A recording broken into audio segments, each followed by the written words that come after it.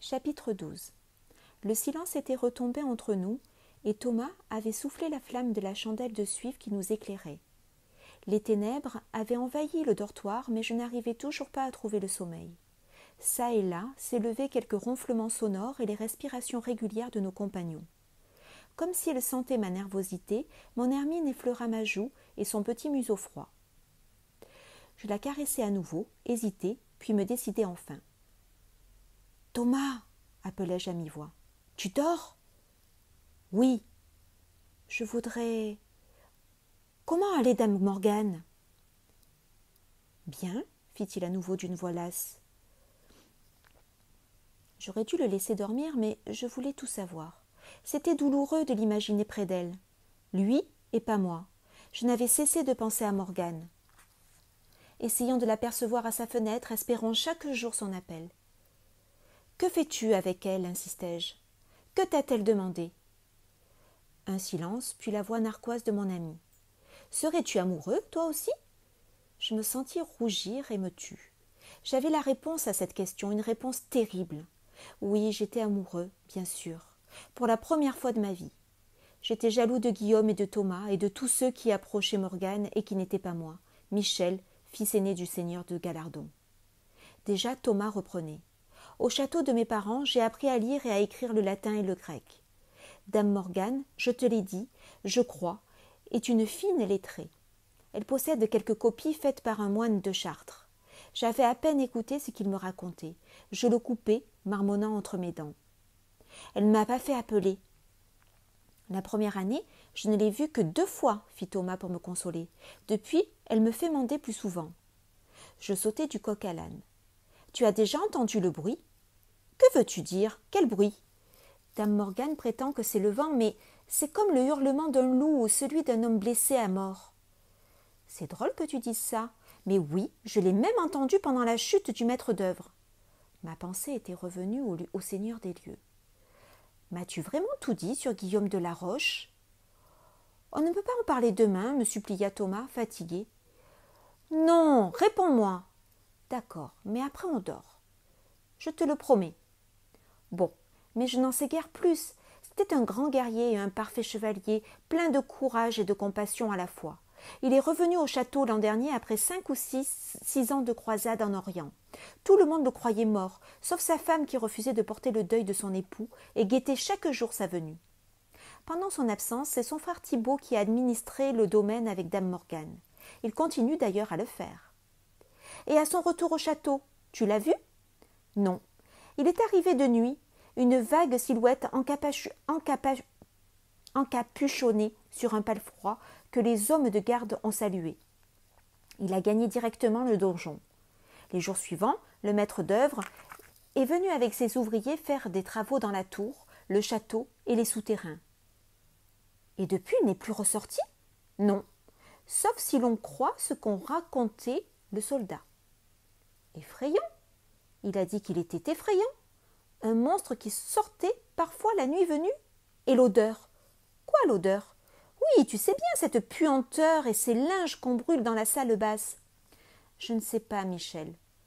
Pourquoi une famille si riche et si puissante laisse-t-elle à l'abandon la partie où vivent le Seigneur et sa dame ? Je me suis maintes fois posé ces questions sans y trouver réponse. Je me tournai, me recroquevillant sur moi-même. Tout cela ne me plaisait guère. Je me sentais bien loin de la simplicité du château de mon enfance et de l'affection bourrue de mon père. Une vague angoisse me serra le cœur, une prémonition. Tout ici me paraissait si inquiétant.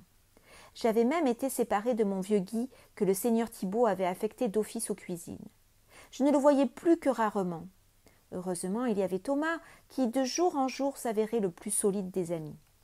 « Dormons maintenant, » ordonna-t-il. « Demain, la journée sera rude. Le maître d'armes nous l'a annoncé. Tu as oublié ?»« Bien sûr que non, soupirai-je en tirant l'épaisse couverture de drap jusqu'à mon menton et en resserrant mes doigts sur la fourrure tiède de Mayol. Chapitre 13.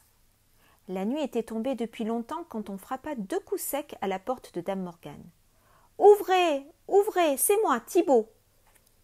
Une bougie de cire d'abeille éclairait encore la pièce. Dans la cheminée, Le feu était mort et un vent glacé sifflait par le conduit noir de suie.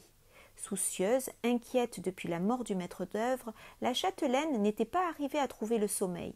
Elle se releva, frissonnante, glissant ses petits pieds nus dans des chaussons de fourrure, s'enveloppant d'un épais manteau de drap qu'elle serra contre elle.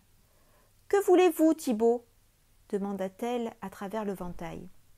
« Ouvrez, madame, les choses dont j'ai à vous entretenir ne peuvent se dire dans un couloir. »« Il n'est pas bien que je vous ouvre à pareille heure, Thibaut, et vous le savez. Si vous voulez vraiment me parler, allez chercher Bianca dans sa chambre et réveillez-la. »« Je vous en prie, madame, tout ceci est trop grave, je vous en prie, il y a là question de vie et de mort. » À contre-cœur, Morgane finit par céder, soulevant la barre de fer qui maintenait sa porte, et Thibaut entra, refermant sans bruit le battant derrière lui. Il était pâle et agité. « Que voulez-vous, Thibaut » interrogea sèchement la jeune châtelaine. « Vous étiez avec un écuyer cet après-midi ?»« Oui, » soupira Morgane en s'asseyant dans son fauteuil. « J'étais avec Thomas, mais je ne pense pas que vous me dérangiez en pleine nuit pour savoir quel est le jouvenceau qui m'a fait la lecture. »« Vous semblez fort goûter sa compagnie, » insista le seigneur. Son regard n'avait pas quitté celui de la châtelaine, qui eut un geste agacé. « Cessez ce jeu, voulez-vous ? Et pourquoi me parler de Thomas ? Ce n'est qu'un enfant. »« Il me semble, madame, que vous n'êtes vous-même guère loin de l'enfance. Et puis ces écuyers sont tous, vous le savez aussi bien que moi, amoureux de vous. »« Mais moi, je n'aime que mon mari, rétorqua-t-elle. Thibaut s'approcha plus encore, la frôlant. Morgane sursauta comme si un serpent l'avait piquée. « Vous n'étiez point si cruel quand vous croyiez mon frère mort, remarqua Thibaut avec aigreur. « Que dites-vous là, messire ? Vous n'avez jamais eu mes faveurs, mais vous-même étiez plus délicat avant le retour de sir Guillaume. Depuis, je ne vous reconnais plus. Jamais avant vous n'auriez osé me parler ainsi ni me toucher. Vous n'étiez qu'attention et douceur. » À ces mots, il se jeta à ses pieds, le regard implorant, prenant l'une de ses mains dans les siennes. « Je le suis toujours, pardon, madame, mais tout ceci me rend fou, savoir ce que vous risquez. » Morgane posa sa main sur les lèvres de Thibaut. « Taisez-vous, je ne risque rien. J'aime mon mari, et rien ne saurait m'atteindre. Mais pourquoi avez-vous demandé à me voir ?» Le cadet des Laroche se leva, rageur. « Pourquoi ? Mais vous le savez pourquoi. Guillaume est fou et dangereux.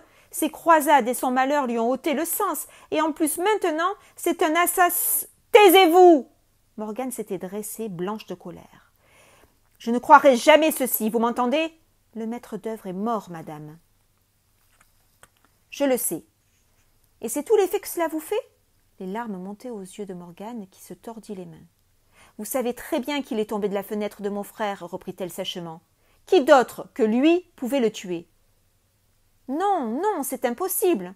Pourquoi aurait-il tué cet homme ? Pourquoi a-t-il entouré ses travaux de secrets ? Il n'a voulu dire à personne, pas même à vous, sa femme, ni à moi, son frère, ce qu'il faisait creuser dans les souterrains au cœur du château et du donjon.